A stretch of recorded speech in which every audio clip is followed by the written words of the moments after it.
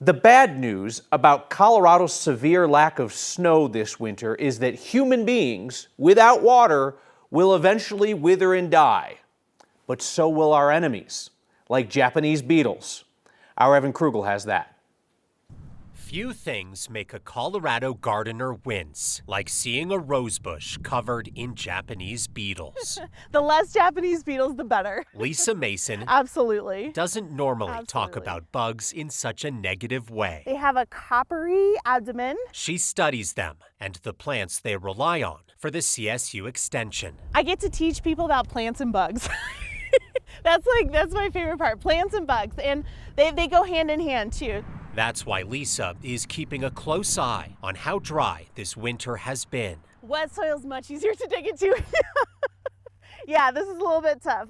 Oh boy. Below this Kentucky bluegrass is where Japanese beetle grubs spend their winter before emerging in the spring to snack on everything you're trying to grow. Roses, Virginia creeper, grape, and the list goes on. Before they emerge, the grubs rely on wet soil to stay alive, something they're not getting much of right now. And so if they don't live in completely moist soil, they are susceptible to drying out, which is an excellent thing. So far this year, Denver has only seen about a third of its normal moisture. And while Lisa says that could impact Japanese beetle numbers, it's unclear to what degree.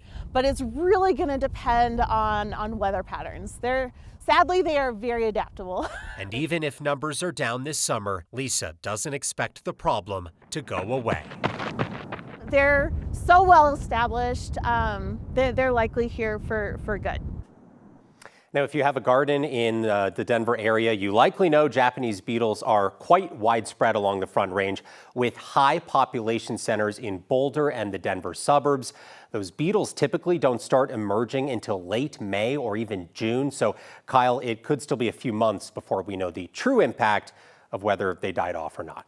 But there's a legit chance that I'm not going to spend my summer every morning out there with a cup of soapy water, flicking hundreds of them into their final bath. So you're saying there's a chance? You're saying there's a chance. We'll take it. I'll take it. Evan Krugel, thank you.